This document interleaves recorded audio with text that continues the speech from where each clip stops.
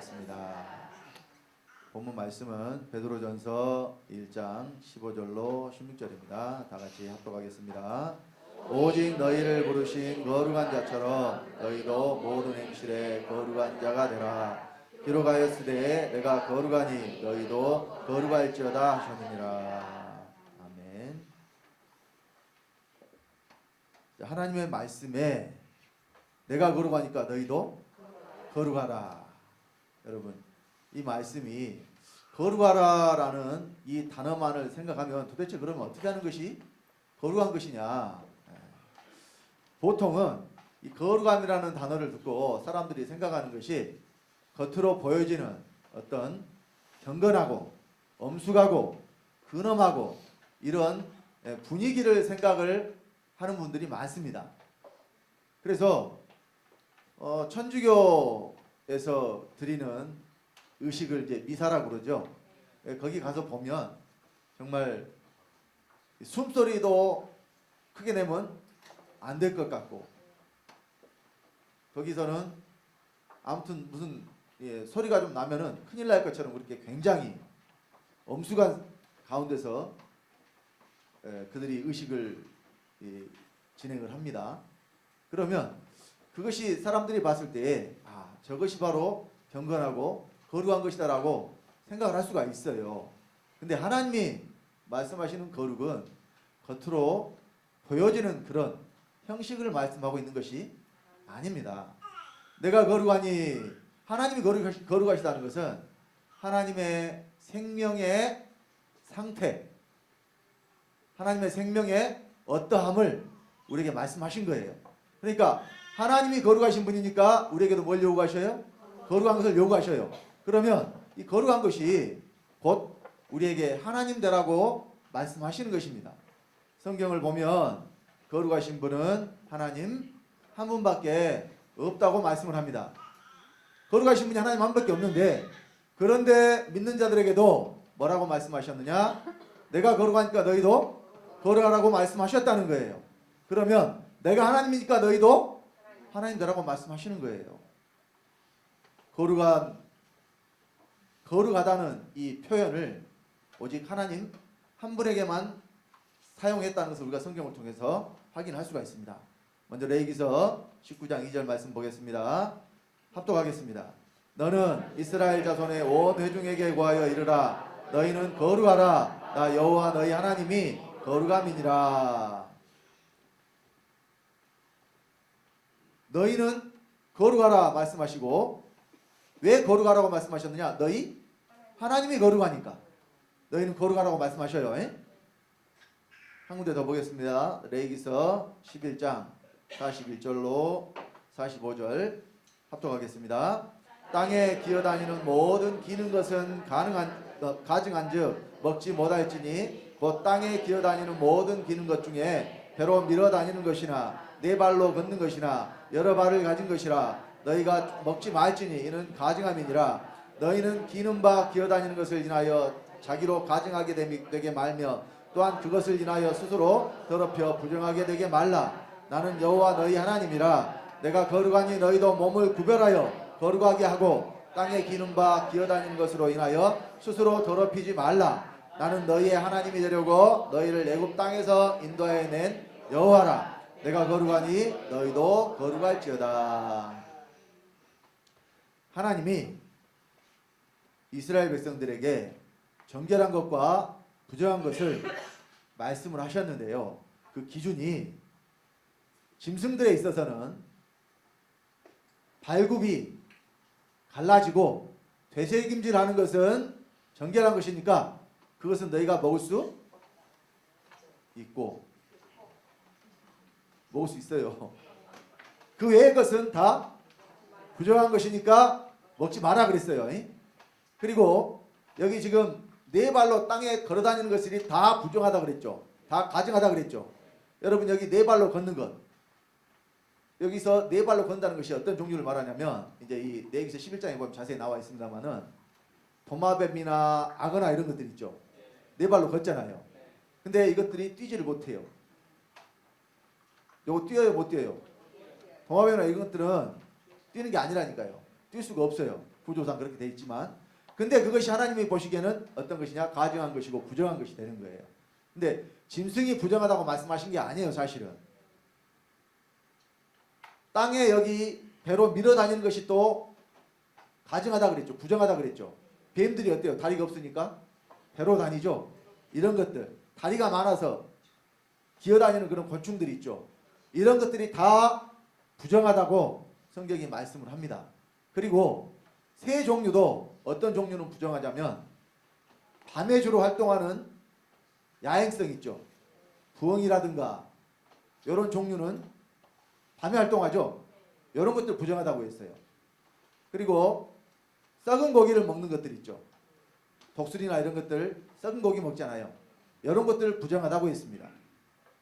그리고 날개가 있는데 날지 못하는 것들 부정하다고 했습니다.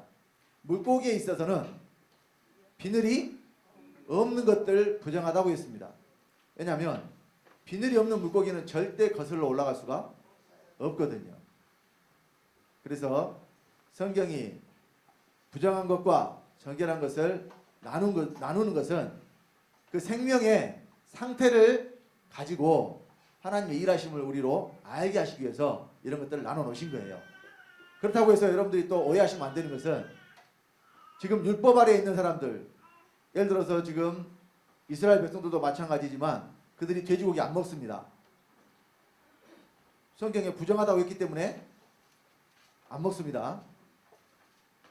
이런 짐승들을 먹고 안 먹고의 이 법을 여전히 우리에게 주신 것이 아닙니다. 예수 그리스도가 오시고 나서 진짜 부정한 것이 뭐냐면 사람 속에 있는 죄가 부정한 것이라고 말씀을 해요. 그래서 하나님이 주신 모든 것이 선함에 감사함으로 받으면 버릴 것이 없다고 했습니다. 여기 이제 거룩하라고 말씀하신 이 말씀을 통해서 소고기를 먹으면 거룩하고 돼지고기를 먹으면 부정하고 이런 뜻으로 말씀하신 게 아니라 그 짐승이 가진 생명의 상태가 거룩하고 부정한 것을 나눈 기준이 되는 거예요. 자, 왜 그러면 이제 짐승을 기준으로 말씀을 드리자면 소나 염소나 양이나 이런 것들이 거룩하다고 말씀하셨느냐? 그런 것들은 정결하다고 말씀하셨느냐? 거룩한 게 아니라 이제 정결하다고 말씀하셨느냐? 이 짐승들은 되새김질을 해요. 풀을 먹고 성경의 풀은 뭐냐면 진리를 말합니다. 여러분 그 히스기야 왕이 느부갓네살 왕이 바벨론의 느부갓네살 왕이 7년 동안 들에서 풀을 먹는 그 일을 겪고 나서 비로소 하나님을 알게 되는 사건이 성경에 기록이 되어 있습니다. 그 풀을 먹는 사건이 바로 하나님의 진리를 깨달아 알았다는 것을 뜻해요. 그래서 이 풀을 먹는 짐승들 중에서 또 그 먹은 것을 되새김질하죠. 위가 손은 4개가 있잖아요. 그래서 제가 어렸을 때 그 할머니 댁에 살 때 그 소가 있었거든요. 그러면 이 소가요, 제가 이 마루에 앉아서 딱 그 양간을 쳐다보면 소가 앉아가지고 먹지도 않는데 계속 입으로, 예를 들어서 풀을 뜯어먹는 것이 아닌데 입으로 계속 오물오물 하고 있어요. 어렸을 때 그게 뭔지 몰랐어요. 근데 나중에 이제 학교 가서 배우니까 그게 되새김질. 위가 여러 개 있어가지고 처음 먹은 것을 첫 번째 위에서 이거를 좀 소화를 1차로 시켜가지고 다시 끌어올려가지고 그거를 또 더 씹어서 더 그 다음 단계로 보내고 이런 과정들을 계속 반복을 하는 동물입니다. 그러니까 하나님의 말씀을 계속해서 먹고 그것을 한번 듣고 말아버리는 것이 아니라 계속해서 어떻게 해요? 되새김질 하라는 거죠. 그리고 이 발굽이 갈라져야 된다고 말씀을 해요.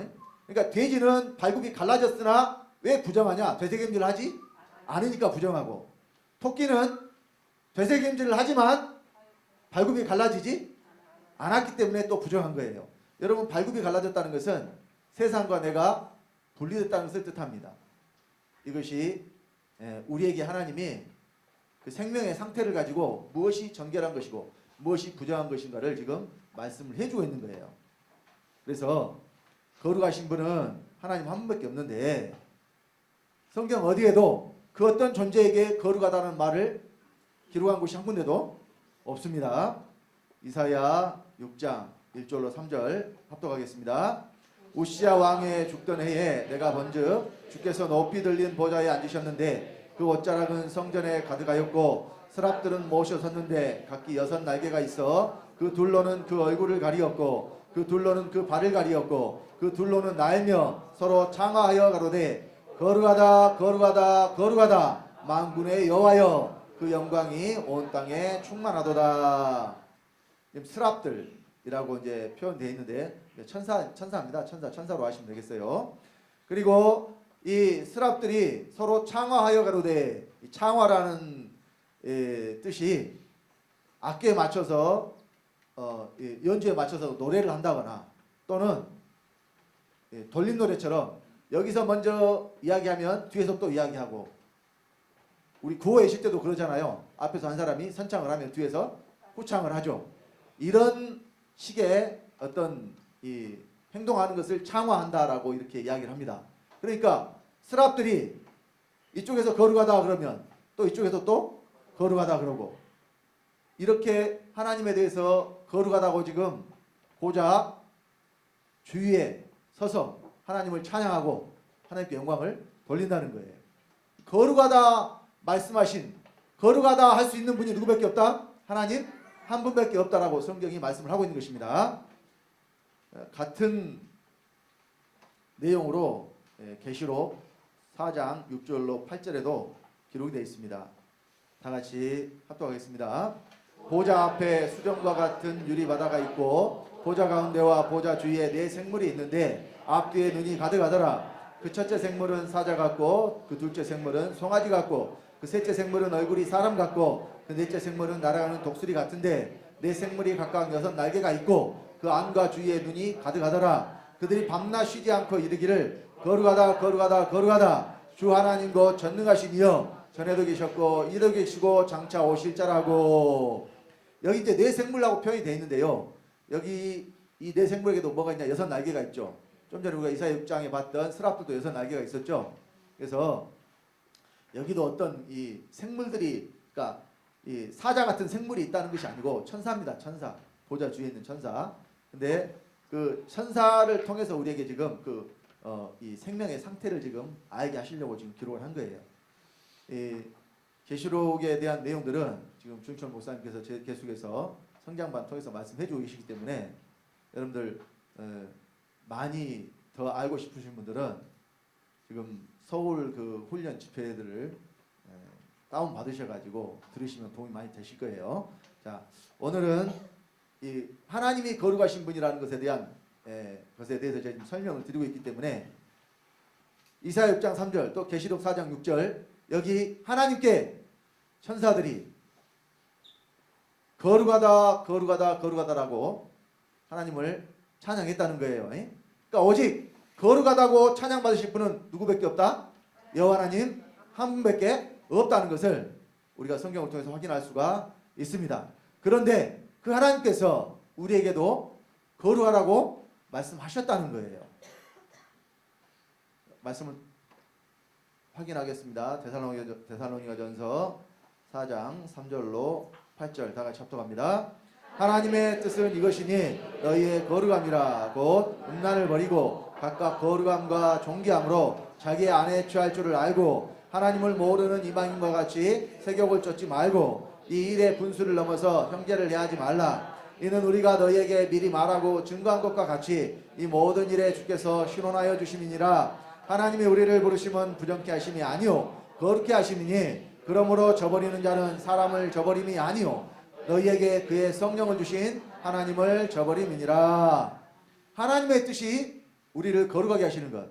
그러니까 사람이라는 존재는 원래 거룩한 존재가 아닌데 하나님이 우리를 거룩하게 하시는 것이 하나님의 뜻이라고 말씀을 합니다. 그래서 사람을 거룩하게 하시려고 뭘 주셨느냐? 성령을 주셨다고 말씀하고 있잖아요. 8절에 저버리는 자는 사람을 저버림이 아니오 너희에게 그의 성령을 주신 하나님을 저버리니라. 뭘 저버렸느냐? 하나님의 뜻이 우리의 거룩함인데 거룩하게 되는 것을 저버렸다. 저버렸다는 것이 이렇게 하라고 그랬는데 내가 하지 않겠다고 지금 거절하는 거잖아요. 거부하는 거잖아요.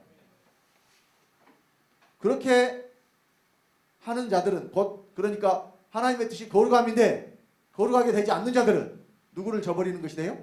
하나님을 저버리는 것이 된다고 성경이 말씀을 합니다. 그런데 하나님이 할 수 없는데 거룩하라고 만약에 하신다면, 할 수 없는 자들에게 거룩하라고 말씀하신다면 그러면 하나님 잘못된 거죠. 이제 막 걸음마 하고 있는 애한테 달리기 하라고 그러면 할 수 있습니까? 달리기 하라고 해서 못한다고 막 때리고 그런다고 합시다. 달리기 못한다고 그러면 그런 일이 없겠지만 누가 잘못된 거예요? 그런 사람이 없겠지만 만약에 그런 일이 있다면 이제 걸음마 하고 있는데 어떻게 달려요? 그래 갈 수 없는 것을 지금 어떻게 해요? 하라고 하는 거잖아요. 하나님은 그렇게 하시는 분이 아니라니까요. 그러니까 할 수 있는 능력을 우리에게 주시고 하라고 하시는 거예요. 그래서 뭘 주시느냐? 성령을 우리에게 주시고, 이 성령이 바로 거룩한 생명입니다. 거룩한 생명을 우리에게 주시고 우리에게 거룩하게 살라고 말씀하시는 거예요. 그래서 성령을 어디에 주셨느냐? 우리 마음에 주셨다고 말씀을 하고 있습니다. 고린도후서 1장 21절로 22절 합독하겠습니다. 우리를 너희와 함께 그리스도 안에서 경고케 하시고 우리에게 기름을 부으신 이는 하나님이시니 저가 또한 우리에게 인치시고 보증으로 성령을 우리 마음에 주셨느니라. 성령을 어디에 주셨다고 되어 있습니까? 분명히 마음에 주셨다고 되어 있어요.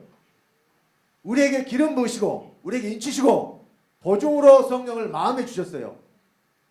그러면 기름 부음 받은 자들은, 인치심을 받은 자들은 성령이 어디 계셔야 된다는 이야기예요? 마음에 계셔야 된다는 이야기예요. 성령이 마음에 계시지 않으면 이 사람은 자도 아니요, 인치심을 받은 자도 아니라는 이야기입니다. 왜냐? 그것이 보증이니까. 여러분 명품 같은 거 거기에 반드시 뭐가 딸려 나오냐면 보증서가 딸려 나옵니다. 이것은 확실히 진품인 것을 보증한다는 것에 대한. 그리고 이 전자제품 같은 것도 보면 품질 보증서라는 게 같이 딸려서 나옵니다. 그래가지고 그것을 구입했을 때 이제 날짜를 기입해가지고 이걸 가지고 있으면요, 물론 이제 그 제품의 시리얼 넘버 같은 걸로 이제 다 등록이 되어 있기 때문에 확인이 됩니다만은, 그걸 가지고 있으면 보증해주는 기간 내에는 언제든지 가서 그것을 수리를 받을 수가 있어요.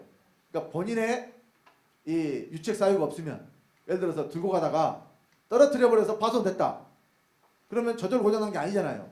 떨어뜨려서 고장난 것은 내 책임이니까 그것은 돈을 내야 되지만, 그런 것이 전혀 없는데 보증 기간 내에 고장이 났다. 그러면 이것을 보증 수리라고 하잖아요. 그때는 돈 받아요, 안 받아요? 안 받습니다. 안 받고 고쳐주는 거예요. 보증서가 있어요. 그 대부분 이제 그거 안 읽어보고 그냥 버려버리는 경우가 많은데 분명히 그 포함이 돼서 나오게 돼 있어요. 그러면 왜 그렇게 이 보증을 하느냐? 이 보증서를 줌으로써 신뢰를 받을 수 있거든요. 아, 이것이 잘못되더라도 내가 얼마든지 가서 서비스를 받을 수가 있고 수리해서 다시 사용할 수가 있다는 것에 대한 보증을 그 회사에서 해주는 것이기 때문에. 그러니까 하나님도 우리에게 어떤 문서로 보증을 해주신 것은 아니지만 성령을 어디에 주심으로, 그러니까 문서로 보증해 주는 것과 마음에 성령을 주셔서 하나님이 보증하시는 것과 뭐가 더 확실하겠어요? 회사는 보증서 줬어도요, 이 원래 있는 회사가 망해버리면, 그러니까 뭐 LG나 삼성이라는 대기업은 그렇지 않겠습니다만은 그냥 조그만 그 중소기업에서 어떤 제품들 만들어 가지고 이 보증서를 줘도요, 그 제가 그런 경험을 한번 했어요. AS를 받으러 갔는데 그 AS 한 업체 그 주소를 찾아봤는데 없어요. 보니까 이제 그 직영으로 그거를 하는 게 아니고 수리업체를 계약을 맺어가지고 하는데 그 업체가, 그 전에 업체가 계약이 끝나버려가지고, 그러니까 뭐 조건이 안 맞았겠죠. 끝나버려가지고 거기는 더 이상 하지 않고, 근데 그 회사하고 새로 계약한 회사가 없으니까 이제 이쪽 지역에 수리를 해준 데가 없는 거예요. 그래서 전화를 했더니 그쪽 지역에는 수리를 받을 수가 없으니까 본사로 보내십시오 해가지고 택배로 싸서 보낸 적이 있어요. 원래는 있었는데, 그러니까 회사가 있었는데 문제가 생기면 어때요? 수리를 못 받을 수도 있어요. 근데 우리 하나님이 보증하시는 경우는 그런 일이 있을 수가 없겠죠. 하나님이 보증하시는데 문제가 생기겠습니까? 그래서 그 보증으로 성령을 어디에 줬어요? 우리 마음에. 근데 마음에 성령을 주실 때에 어떤 조건을 가지고 우리에게 주시는 게 아니에요. 사도행전 2장 38절 말씀 보겠습니다. 합독하겠습니다. 베드로가 가로되 너희가 회개하여 각각 예수 그리스도 이름으로 세례를 받고 죄 사함을 얻으라. 그리하면 성령을 선물로 받으리니. 우리에게 보증으로 마음의 성령을 주실 때 선물로 주셨다고 말씀을 합니다. 그러면 선물은 뭔가를 하고 대가로 받는 것이 아닙니다. 거저 받는 것을 뭐라 그래요? 선물이라고 합니다. 만약에 우리가 일을 했는데 그 싹스를 못 받으면 가서 당연히 요구를 해요. 왜 안 주냐? 내가 일을 했는데 이것은 내가 일한 대가를 지금 받아야 되기 때문에 그것을 요구할 수 있는 것입니다. 그런데요, 여러분, 이 백화점이나 이런 데 가면 예를 들어서 사은 행사라고 하잖아요. 물건을 샀는데 그 물건을 사줬기 때문에 감사해서 선물을 또 드립니다. 이런 행사를 해요. 근데 그 행사가 한정없이 주는 게 아니라 보통 보면 선착순 200명 뭐 이렇게 돼 있거든요. 그래서 이제 저도 한번 그런 경험이 있는데 물건을 샀는데 그 직원이 지금 사은 행사 하니까 영수증 가지고 한번 가보세요. 그래서 이제 몰랐는데 이제 그 직원 이야기를 해주니까 갔거든요. 근데 거기 이제 그 담당 직원이 고객님 죄송합니다. 마감됐습니다. 그러더라고요. 그러니까 200명만 주는데 제가 200명 다음으로 갔다는 소리잖아요. 그러면 그것은 이제 거기서 이제 미리 공지를 하고 200명만 주겠다고 했는데 제가 아니 준다 이렇게 왜 안 줘? 따질 수가 없다니까요. 왜냐하면 그것은 거기서 그냥 내가 어떤 돈을 지불하고 받는 것이 아니고 내가 요구할 수 있는 것도 아니고 거기서 준비한 만큼의 소진이 되면 더 이상 줄 수 없는 행사로 거기서 했기 때문에 내가 그 사람이 마감됐습니다 하면은 그냥 아 그래요 하고 그냥 와야지. 아니 이 사람들이 장난하는 거야 뭐야 왜 준다고 해놓고 안 줘? 이렇게 되면 이제 그런 사람들이 이제 진상이라고 그러죠. 진상 또는 이제 갑질 고객. 그래가지고 이 요즘에는 그 잘못 걸리면은 그 뉴스에서 나오고 그럴 수도 있어요. 그러니까 내가 당당하게 요구할 수 있는 것이 아니라는 거예요. 왜냐하면 그게 뭐니까? 선물이니까. 주는 사람 마음이라는 거예요. 주는 사람이 주고 그냥 더 이상 안 주면 못 받는 것이고. 그러니까 성령도 마찬가지로 하나님 우리에게 뭘로 줬어요? 선물로. 근데 여기에 다른 조건은 없지만 예수 그리스도 이름으로 세례를 받고 죄 사함을 얻은 자들에게 주신다고 그랬어요. 여기서 예수 그리스도 이름으로 세례를 받는 것이 뭐냐? 로마서 6장 3절로 4절의 세례를 받은 자들을 말합니다. 여기 말씀은 중요하니까 찾아서 읽겠습니다. 로마서 6장 3절로 4절입니다.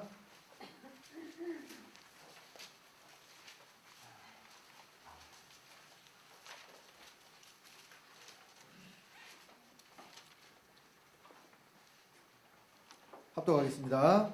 무릇 그리스도 예수 합하여 세례를 받은 우리는 그의 죽으심과 합하여 세례받은 줄을 알지 못하느뇨. 그러므로 우리가 그의 죽으심과 합하여 세례를 받음으로 그와 함께 장사되었나니 이는 아버지의 영광으로 말미암아 그리스도를 죽은 자 가운데서 살리심과 같이 우리로 또한 새 생명 가운데서 행하게 하려 함이니라. 예수 합하여 그리스도 예수 합하여 세례를 받았다고 말씀하고 있죠. 근데 그의 죽으심과 합하여 세례를 받았다. 이것이 바로 사도행전 2장 38절에 말씀하고 있는 예수 그리스도의 이름으로 세례를 받는 거예요. 오늘 교회에서 세례의 의미에 대해서 이 침례를 받는 곳은 물가에 가가지고 거기서 물에 잠기는 세례, 또 이렇게 약식으로 뿌려서 세례 주는 것도 있어요. 그래서 물에 잠기는 세례든지 뿌려서 받는 세례든지 이 세례를 지금 말씀하는 게 아니고, 사도행전 2장 38절에 말씀하는 세례는 바로 로마서 6장 3절로 4절에 말씀하신 세례라는 거예요. 여러분, 세례가 여러 개 있는 것이 아닙니다. 에베소서 4장 5절 6절에 보면은 주도 하나요, 믿음도 하나요, 세례도 하나요, 하나님도 하나이시니. 세례가 몇 개라고 말씀해요? 하나. 그래서 우리 주한교회는 물속에 들어가는 세례 안 받습니다. 왜? 의미가 없어요. 그 세례가. 요한의 세례가요, 우리를 구원할 수가 없다니까요. 요한의 세례는 죄를 생각나게 하는 세례예요. 그 세례로는 우리가 죄 씻음을 받을 수가 없습니다. 그래서 안 하는 거예요. 자, 로마서 6장 분명히 말씀드립니다만은 3절로 4절에 이 세례를 받지 않는 자들은 구원받을 수가 없다는 거예요. 다시 말씀드리면 예수 그리스도가 십자가에 달려 돌아가실 때에 나도 함께 죽었다고 믿는 것, 믿음으로 세례 받는 겁니다. 예수님이 왜 죽었어요? 왜 돌아가셨습니까? 예수님이 자기 잘못으로 돌아가신 게 아니고, 그리고 우리의 죄, 이것도 좀 희석돼요. 우리의 죄 그러면 나만 죄 지었냐? 너도 짓고 너도 짓고 뭐 다 죄 지었지? 그게 아니고 내 죄 때문에. 예수께서 왜 돌아가셨어요? 내 죄 때문에. 그러니까 원래는 누가 죽어야 돼요? 죄를 지은 내가 죽어야 돼요. 근데 누가 돌아가셨으니까? 예수 그리스도가 돌아가셨으니까 그때 너도 함께 죽었다고 믿으라는 것이 하나님의 요구입니다. 우리에게. 믿음에 무엇이 믿음이냐? 이렇게 믿는 것이 바로 믿음이라고 우리 하나님 우리에게 이 믿음을 요구하시는 거예요. 한 사람 예수 그리스도가 십자가에 달려 죽었을 때 모든 사람이 죽었다고 말씀했다니까요. 근데 이것을 믿느냐 안 믿느냐가 믿음의 차이예요. 오늘 많은 교회가 있습니다. 대한민국에 5만 교회가 있다고 해요. 근데 거의 대부분 교회들이 예수님만 죽었다고 믿지 내가 예수 그리스도 함께 죽었다고 믿지를 않아요. 그러니까 예수가 내 죄를 담당하고 죽었다고 믿으면 죄사함 받는다고 하는데 천만의 말씀이에요. 절대 죄사함 받을 수가 없습니다. 왜냐하면 실제로 죄가 사라져야 죄사함인데, 실제로 죄가 사라지는 것은 그리스도가 두 번째 반드시 내 안에 들어오셔야 이루어질 수 있는 일이에요. 그래서 초림하신 예수님만 믿어서는 구원받을 수가 없다는 것입니다. 그러니까 초림하신 예수만 믿는다는 것이 무슨 뜻이냐? 아니 오늘 교회가 다 재림하신 예수도 기다리고 있잖아요. 그러니까 그 말씀에 그렇게 믿는 사람들은 자기 속에 그리스도가 계시지 않는다는 것을 스스로 고백하는 것과 똑같아요. 오시는 예수를 기다리고 있는 사람들은 자기 속에 누가 안 계시는 거예요? 그리스도가 안 계시는 거예요. 왜냐하면 2000년 전에 이 땅에 우리가 똑같은 육체를 입고 오신 예수님이 첫 번째 오신 거예요. 그러면 두 번째 오실 때는 어디로 오시느냐? 저와 여러분 안으로 오시겠다고 말씀하셨다니까요. 그러니까 여전히 예수 그리스도를 기다리고 있다. 그러면 내 속에 그리스도가 계시지 않는다는 뜻이기도 합니다. 분명히 두 번째 오신 그리스도가 우리의 죄를 담당하신다고 했습니다. 히브리서 9장 28절 말씀 찾아서 확인하겠습니다.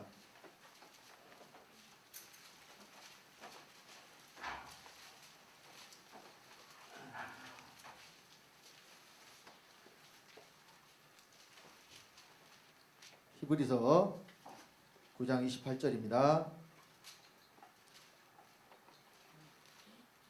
합독하겠습니다.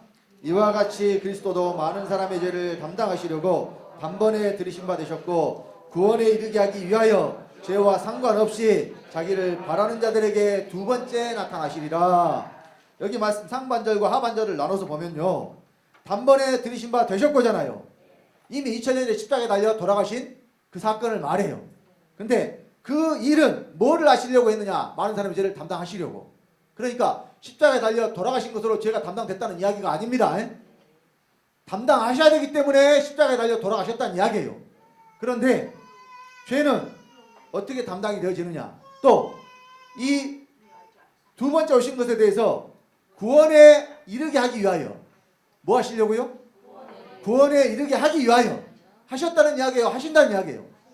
하셨다는 이야기가 아니라 하신다는 이야기죠. 죄를 담당하시려고도 마찬가지예요. 이미 십자가에 달려 돌아가신 것은 이루어진 일입니다. 그런데 죄를 담당하시고 우리를 구원에 이르게 하기 위한 것은 앞으로 하실 일이에요. 누가 하신다는 이야기냐? 죄와 상관없이 자기를 바라는 자들에게 두 번째 나타나시는, 두 번째 오시는 그리스도가 하신다는 이야기예요. 그래서 두 번째 오시는 그리스도는 어디로 오시느냐? 영으로 믿는 자들 안으로 오신다는 이야기예요. 그래서 에베소서 3장 17절에 믿음으로 그리스도께서 너희 마음에 계시게 하시고, 그리스도가 마음에 계셔야 구원입니다. 증거가 없으면 구원 못 받은 겁니다. 고린도서 13장 5절에 너희가 믿음에 있는가? 너희 자신을 시험하고 너희 자신을 확증하라. 확실한 증거, 확증이에요. 예수 그리스도께서 너희 안에 계신 줄 너희가 스스로 알지 못하느냐? 그렇지 않으면 너희가 버리운 자니라. 버리운 자는 구원받지 못한 자입니다. 그래서 우리를 구원하셔서 구원하신 것으로 죽으면 천국 보내주는 게 구원이 아니에요. 이 땅에서 우리를 어떤 존재가 되게 하시느냐? 하나님과 똑같이 거룩한 존재가 되게 하시는 거예요. 이것이 하나님의 뜻입니다. 하나님의 뜻이 우리의 거룩함인데 나중에 죽어서 천국 가서 거룩해진다? 천만의 말씀이에요. 절대 그럴 수 없습니다. 여기서 하셔야 돼요. 하나님의 말씀이 죽어서 이루어진다고 하는 것은 안 이루어진다고 하는 것과 똑같아요. 이 땅에서도 그렇잖아요. 뭐 해준다 그랬는데 약속을 안 지켜요. 언제 해줄래 그러면? 너 죽은 다음에 해줄게 그러면 이거 해주겠다는 이야기, 안 해주겠다는 이야기? 안 해주겠다는 이야기죠. 그러면 하나님이 우리에게 뭘 하라고 말씀하셨는데 그것이 죽은 다음에 이루어진다면은 그건 이루어진다는 거예요? 안 이루어진다는 거예요? 안 이루어진다는 겁니다. 하나님의 말씀은 지금 여기서 나를 통해서 이루어져야 실제고 이것이 내게 이루어진 말씀이에요. 말씀을 누가 이루어드리느냐? 구원받은 저와 여러분들이 이루어드리는 거예요. 하나님의 말씀을 이루는 존재들입니다. 물론 천사들은 하나님의 말씀을 이루며 그 뜻을 봉사하는 너희 천사예요. 그래서 종으로 그들도 하나님의 말씀을 듣고 그들이 하나님의 말씀을 이루는 존재들이지만 그들은 하나님이 지시하시고 구원 얻을 후사들을 위해서 말씀하신 것만 하지 실제로 하나님의 아들들 얻는 일에 있어서는 천사들이 하는 일이 하나도 없어요. 반드시 사람을 통해서 하나님의 말씀이 이루어진다는 것입니다. 그러니까 저와 여러분 한 사람 한 사람이 아버지의 생명 받아서 하나님 아들 되는 것이 바로 말씀이 이루어지는 거예요. 에베소서 1장 3절 5절에 여호와 하나님 아버지께서 창세전에 세우신 계획이 예수 그리스도로 말미암아 자기의 아들들 되게 하신 거라고 그랬잖아요. 그래서 이 아들 되는 일은 아버지가 우리에게 생명을 주시고 우리가 그 생명을 받음으로 이루어지는 것입니다. 아버지가 주신 생명이 바로 성령입니다. 거룩하신 생명을 우리에게 주시고 우리에게 내가 거룩하니 너희도 거룩하라고 말씀하시는 거예요. 에베소서 2장 8절 합독하겠습니다. 너희가 그 은혜를 인하여 믿음으로 말미암아 구원을 얻었나니 이것이 너희에게서 난 것이 아니요 하나님의 선물이라. 구원을 뭐라고 말씀합니까? 선물이라고 말씀하죠. 성령을 선물로 주셨다고 했는데 그러면 성령을 선물로 받는데 또 구원도 선물로 받는다. 두 가지를 받는다는 것을 말씀할까요? 아닙니다. 구원을 선물로 받는 것이 곧 성령을 선물로 받는 거라는 이야기예요. 동일한 이야기입니다. 선물을 두 번 주신다는 이야기가 아니에요. 어떤 분들은 이렇게 이야기하는 분들이 있어요. 처음 교회 다녀서 예수 믿으면 그때 구원을 받고 성령은 열심히 하고 잘 믿으면 또 성령을 주신다. 그러면 구원 따로 받고 또 뭐 따로 받는 거예요? 성령 따로 받는 거예요. 근데 열심히 안 하면 구원은 받았어도 성령은 못 받을 수도 있다. 이런 이야기가 되죠. 그러면 구원과 성령이 따로 있습니까? 구원이 뭔지를 모르기 때문에 자기가 교회 다녀서 예수 믿으니까 구원 받은 줄 알고 착각하고 있는 거예요. 천만의 말씀입니다, 여러분. 아버지의 생명 받지 않으면 그건 아니라니까요. 구원은 하나님 아들 되는 것이고, 아들은 아버지의 생명을 받아야 아들인 것이고, 근데 그 생명은 받은 자는 알아요. 그리고 증거가 나타납니다. 아버지의 생명을 받았으니까 우리가 어떻게 사느냐? 아버지 같이 살아야 돼요. 생명은 반드시 나타나게 되어 있습니다. 살아있는 모든 존재를 통해서 우리가 알 수 있어요. 좀 있으면 곧 봄이 되겠죠. 이제 벌써 2월 중순이 됐으니까 2주만 지나면 3월달 됩니다. 그러면 때가 돼서 꽃들이 막 피어나겠죠. 겨울에 잎 하나도 없고 죽은 가지처럼 이렇게 돼 있었던 나무지만 시간이 지나니까 그 속에 생명이 살아있으면 어떻게 해요? 새 잎을 내고 꽃을 내므로 나타내잖아요. 그래서 이것이 죽은 것이 아니라는 것을 우리가 알 수가 있는 것입니다. 속에 살아있기 때문에, 생명이 있기 때문에 나타나는 것입니다. 마찬가지입니다. 믿는 저와 여러분들 속에도 아버지의 생명이 있다면 그 생명이 반드시 나타나야 됩니다. 물론 아버지의 생명을 다 받았지만 어떤 분들에게는 생명이 많이 풍성하게 바로바로 나타나는 경우도 있지만 어떤 분들에게는 아주 더디게 아주 조금 나타나는 경우도 있어요. 그 이유는 뭐냐면 생명으로 충만하게 아직 채워지지 않았기 때문에, 있어도 생명이 어디 안에 조금 영에만 있기 때문에 이런 상태는 아직 나타나기는 힘들어요. 그러나 몸에까지 채워지고 우리 안에 생명으로 충만하게 되면 바로바로 나올 수 있어요. 그럼 생명이 나오는 증거가 뭐냐면 여러분의 이 생각을 살펴보시면 돼요. 어떤 일이 있을 때 내 생각이 바로 어떤 생각이 탁 나오느냐. 바로 여러분 어떤 일이 있을 때 내게서 바로 나오는 생각 있죠. 즉각적으로 생각이 나오잖아요. 예를 들어서 길을 가는데 돈이 떨어져 있는 것 같아요. 그러면은 순간적으로 돈이다. 그러면서 주위를 둘러봐요. 왜 주위를 둘러봅니까? 왜 주위를 둘러봐요? 누구 보는 사람 있나? 없나? 그러면 집어서 딱 놓고. 그러니까 이제 그것이 뭘 의미하는 겁니까? 즉 내 순간적으로 나온 생각이 저거 임자 없는 것이니까 어떻게 한다? 내가 먹어야 되겠다. 물론 이게 뭐 100원짜리나 1000원짜리나 이런 거는 뭐 크게 문제 되지도 않겠지만은, 예를 들어서 여러분 남이 흘리고 간 거라도요 함부로 주워가면 그거 죄입니다. 이게 점유이탈물 횡령죄라고 하더라고요. 좀 어렵죠?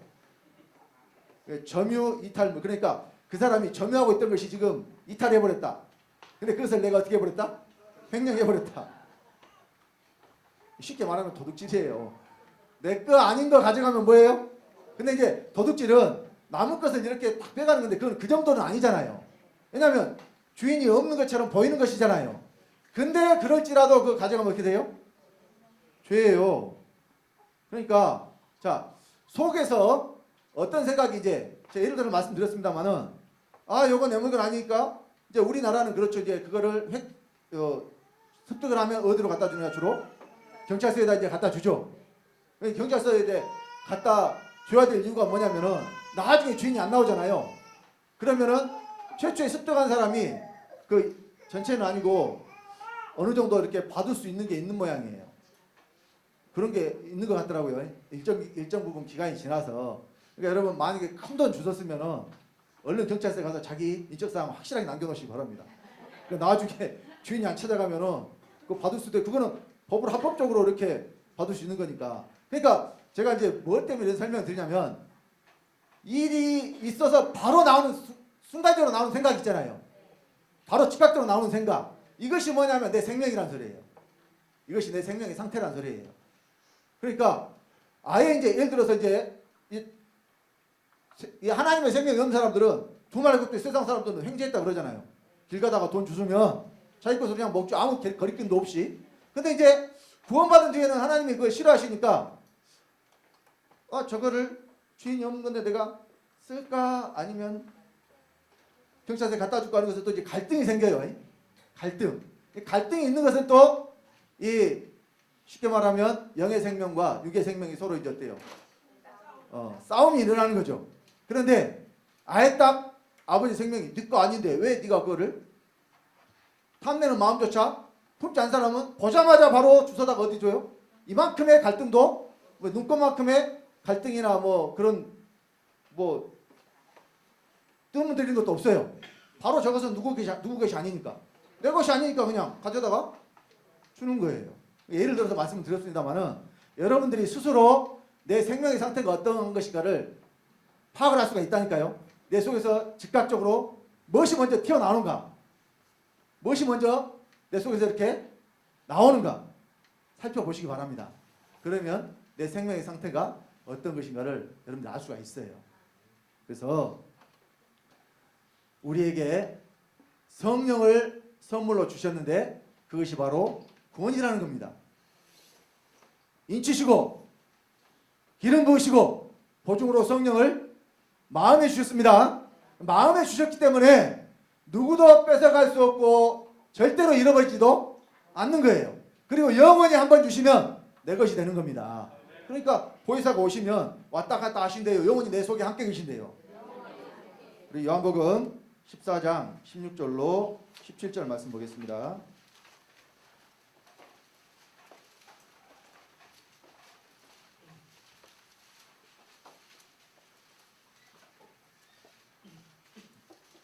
요한복음 14장 16절로 17절 합독하겠습니다. 내가 아버지께 구하겠으니 그가 또 다른 보혜사를 너에게 주사 영원토록 너희와 함께 있게 하시리니 저는 진리의 영이라 세상은 능히 저를 받지 못하나니 이는 저를 보지도 못하고 알지도 못함이라. 그러나 너희는 저를 아나니 저는 너희와 함께 거하시며 또 너희 속에 계시겠습니다. 영원토록 함께 계시고 속에 계신다고 그러잖아요. 성령이 오시면.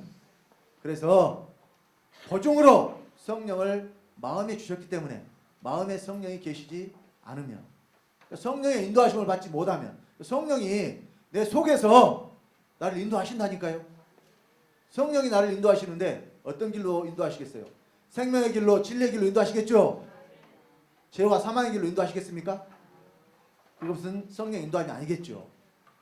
그래서 로마서 8장 14절에 무릇 하나님의 영으로 인도함을 받는 그들이 곧 하나님의 아들이라고 했습니다. 하나님의 영이 여러분 속에서 여러분들이 인도하고 계시는 것인가 잘 확인해 보시기 바랍니다. 히브리서 2장 11절 합독하겠습니다. 거룩하게 하시는 자와 거룩하게 함을 입은 자들이 다 하나에서 난지라. 그러므로 형제라 부르시기를 부끄러워 아니하시고, 여기 거룩하게 하시는 자가 있고 거룩하게 함을 입은 자들이 있습니다. 거룩하게 하시는 자는 예수 그리스도예요. 누구를 거룩하게 하시는 겁니까? 믿는 저와 여러분을 거룩하게 하시는 거예요. 어떻게 거룩하게 하십니까? 밖에서? 아닙니다. 거룩함은 내 속에서부터 나를 통해서 나와야 돼요. 겉으로 보이는 모습이 거룩한 게 아니라 여러분 속에서 나오는 생명이 거룩해 된다는 이야기예요. 그래서 예수 그리스도와 믿는 자들이 하나에서 났다고 형제라고 말씀하시잖아요. 한 하나님 아버지께로부터 났기 때문에 우리가 예수 그리스도와 형제가 되는 것입니다. 고린도전서 1장 30절 31절입니다. 합독합니다. 너희는 하나님께로부터 나서 그리스도 예수 안에 있고 예수는 하나님께로서 나와서 우리에게 죄와 의로움과 거룩함과 구속함이 되셨으니 기록된 바 자랑하는 자는 주 안에서 자랑하라 함과 같게 하려 함이니라. 자, 우리가 다 하나에서 났다고 했는데 예수님은 하나님께로부터 나오신 분이에요. 그러니까 원래부터 어디 계셨던 이야기예요? 아버지 안에 계셨다는 이야기예요. 아버지 안에 계신 분이 나오신 분이에요. 근데 우리는 아버지가 나왔어요. 그러니까 하나님께로부터 나와서 그러잖아요. 그 말씀은 아버지 속에 있는 생명을 우리에게 주심으로 우리가 아들 됐다는 이야기예요. 그러니까 예수 그리스도는 원래부터 아버지 속에 계셨던 생명이 나와서 육체를 입고 하나님 아들 된 것이고, 우리는 예수 그리스도가 아버지께로 가셨다가 그 영으로 우리에게 오실 때에, 원래부터 아버지 속에 계신 생명이 온 게 아니라 예수 그리스도로 말미암아 아버지의 생명을 우리에게 주심으로 우리가 하나님의 아들 된 것이기 때문에 예수는 나와서 우리는 나와서 이렇게 말씀하신 거예요. 그리고 예수가 우리에게 지혜도 되고 의로움도 되고 거룩함도 되고 구속함도 되셨다고 했는데, 지혜와 의로움과 거룩함과 구속함은 내가 밖에서 되시는 거예요? 안에서 되시는 거예요?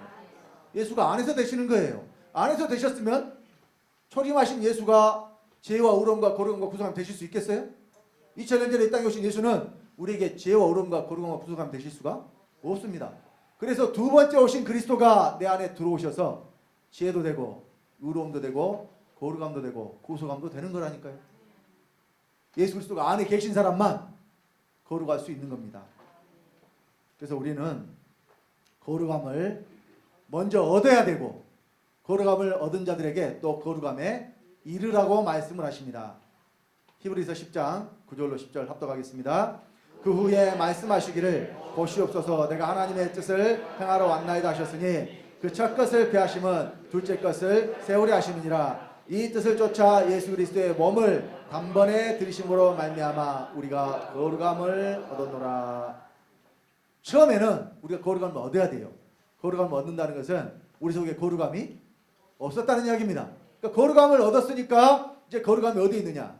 내 안에 있는 거라니까요. 그래서 성령을 선물로 받았다.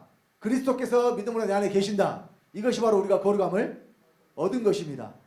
원래 아담은 거룩한 존재가 아닌데 거룩하신 하나님이 아버지의 생명을 우리에게 주셨어요. 이것이 성령입니다.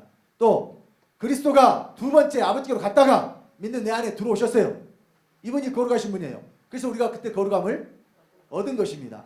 그러면 이 거룩함을 얻은 자들이 바로 하나님의 아들이 되는 것입니다. 자, 그런데 우리가 거룩함을 얻었으니까 이제 어떻게 돼야 되느냐? 또 거룩함에 이르는 자가 되라고 말씀을 하십니다. 로마서 6장 19절로 23절 합독합니다. 너희 육신이 연약함으로 내가 사람의 예대로 말하노니 전에 너희가 너희 지체를 부정과 불법에 들여 불법에 이른 것 같이 이제는 너희 지체를 의에게 종으로 들여 거룩함에 이르라. 너희가 죄의 종이 되었을 때에는 의에 대하여 자유하였느니라. 너희가 그때 무슨 열매를 얻었느냐? 이제는 너희가 그 일을 부끄러워하나니 이는 그 마지막이 사망임이니라. 그러나 이제는 너희가 죄에게서 해방되고 하나님께 종이 되어 거룩함에 이르는 열매를 얻었으니 이 마지막은 영생이라. 죄의 싹은 사망이요 하나님의 은사는 그리스도 예수 우리 주 안에 있는 영생이니라. 거룩함에 이른다는 것은 우리가 열매를 맺는 거예요. 열매는 막 심어서는 열매 맺을 수 없잖아요. 심어서 과정을 거쳐야 되죠. 우리가 쌀을 넣기까지도 모내기 해가지고, 그러니까 모를 처음에 모판에 키워서 그걸 논에다가 모내기 해가지고 또 한여름 지나서 가을까지 가야 어때요? 그때 비로소 추수할 때가 되죠. 우리도 처음부터 열매를 맺는 것은 아닙니다. 그러나 거룩함을 얻은 자들에게는 거룩함에 이르는 열매가 있는데 그것이 뭐냐? 바로 마지막 영생이라고 그랬죠. 마지막에 영원히 산다는 의미가 아니에요. 우리가 아버지의 생명으로, 그러니까 예수님이 생명을 얻게 하고 더욱 풍성히 얻게 하려고 오셨어요. 생명을 얻게 하는 것은, 처음 얻게 하는 것은 거룩함을 얻은 거예요. 근데 풍성히 얻게 하는 것은 거룩함에 이르는 거예요. 그러니까 거룩한 생명이 우리 안에 충만하게 채워지는 상태를 지금 말씀을 하고 있는 것입니다. 그래서 저와 여러분들이 거룩한 존재가 되었다. 그러면 우리가 하나님이 받으시는 거룩한 제사, 신령한 제사를 드려야 됩니다. 이 신령한 제사를 드릴 거룩한 제사장이 되고 또 하나님의 거룩한 나라가 되어야 됩니다. 베드로전서 2장 4절로 5절 합독합니다. 사람에게는 버림바가 되었으나 하나님께는 택하심을 입은 보배로운 산돌이신 예수에게 나와와 너희도 산돌같이 신령한 집으로 세워지고 예수 그리스도로 말미암아 하나님이 기쁘게 받으실 신령한 제사를 드릴 거룩한 제사장이 될지니라. 제사가 없어진 게 아닙니다.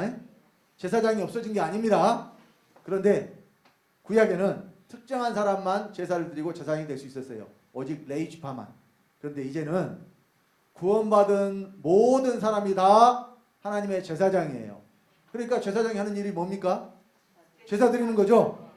그래서 저와 여러분들에게 지금 제사를 드리라고 말씀을 하십니다. 우리가 드려야 될 제사가 어떤 제사냐? 로마서 12장 1절입니다. 합독합니다.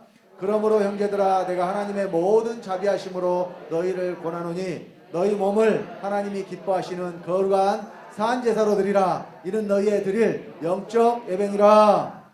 몸을 하나님이 기뻐하시는 거룩한 산제사로 드린다. 우리 몸이 거룩하다는 것은 거기서 무엇이 나타나느냐? 성령이 나타난다는 이야기예요. 성령으로 살면 성령 행하라 그랬죠. 여러분들에게서 죄가 나오면 이것은 거룩한 것이 아니에요. 이것은 부정한 겁니다. 성령이 사시면, 그리스도가 사시면 이것이 거룩한 거예요. 이 몸을 우리가 하나님께 드리는 겁니다. 이 몸만 하나님이 받으시는 겁니다. 이것이 신령한 제사요, 우리가 드릴 영적 예배라고 말씀을 하고 있습니다. 베드로전서 2장 9절 합독합니다. 오직 너희는 택하신 족속이요 왕같은 제사장들이요 거룩한 나라요 그의 소유된 백성이니 이는 너희를 어두운 데서 불러내어 그의 기이한 빛에 들어가게 하신 자의 아름다운 덕을 선전하게 하심이라. 왕같은 제사장이라고 그랬죠. 거룩한 제사장인데 또 어떤 제사장? 왕같은 제사장이라고 했습니다. 근데 우리가 또 뭐가 되냐? 거룩한 나라가 됩니다. 그러니까 우리가 나라도 되고 왕도 되고 제사장도 되고 제물도 되고. 밖에 있어요? 다 내 안에 있어요? 전부 내 안에서 이루어진 이야기입니다. 내가 하나님께 나를 거룩한 제사로, 신령한 제사로 우리 몸을 하나님이 기뻐 받으시게 드리는 것이 신령한 제사요 영적 예배고, 또 이것이 우리가 거룩한 나라가 되는 것입니다. 우리를 구원하시고 피로 사신 예수 그리스도께서 나라와 제사장을 삼으셨다고 말씀을 합니다. 요한계시록 1장 5절 6절 합독합니다. 또 충성된 증인으로 죽은 자들 가운데서 먼저 나시고 땅의 임금들의 머리가 되신 예수 그리스도로 말미암아 은혜와 평강이 너에게 있기를 원하노라. 우리를 사랑하사 그의 피로 우리 죄에서 우리를 해방하시고 그 아버지 하나님을 위하여 우리를 나라와 제사장으로 삼으신 그에게 영광과 능력이 세세토록 있기를 원하노라. 아멘. 우리를 뭘 삼았어요? 제사장으로. 계시록 5장 9절로 10절 합독합니다. 새 노래를 노래하여 가로되 책을 가지시고 그 인봉을 떼기에 합당하시도다. 일찍 죽임을 당하사 각 족속과 방언과 백성과 나라 가운데서 사람들을 피로 사서 하나님께 드리시고 저희로 우리 하나님 앞에서 나라와 제사장을 삼으셨으니 저희가 땅에서 왕노다리로다 하더라. 피로 사서 하나님께 드린 그 사람을 나라와 제사장 삼았어요. 근데 거룩한 제사장, 거룩한 나라예요. 그냥 나라와 제사장이 아니고 이제는 우리가 신령한 제사를 드릴 거룩한 제사장이요 왕같은 제사장이요 거룩한 나라라고 했습니다. 어디서 되라는 이야기입니까? 여기서 지금 믿을 때에 하시라는 이야기입니다. 죽어서 되는 일 아무것도 없습니다. 우리 사랑하는 성도님께 다시 한번 권면드립니다. 여기서 아버지의 모든 말씀을 이루어 드리는 아버지의 거룩한 후사들 되시기를 예수 이름으로 간절히 축원드립니다. 기도하겠습니다. 아버지 하나님, 주님의 은혜를 감사드립니다. 내가 거룩하니 너희도 거룩할지어다 말씀하신 것은 아버지의 거룩하신 생명을 우리에게 주셨으므로 우리도 그 생명으로 말미암아 거룩한 존재가 되어서 하나님 아버지와 똑같은 생명으로 이 땅에서 살라고 말씀하신 것이요 명령하신 것이라고 이 시간 말씀 전했습니다. 우리 사랑하는 성도님들 한 번도 빠짐없이 이 말씀에 실제가 되게 하심으로 이 땅에서 아버지의 영광을 나타내는 아버지의 거룩한 후사들 다 되도록 복 주시고 함께하여 주시옵소서. 말씀 가운데 함께하신 주님께 감사를 드리며 주 예수님으로 말미암아 주 예수님의 생명을 받고 주 예수가 된 하나님의 아들 주성대 목사가 축복하며 기도드렸습니다.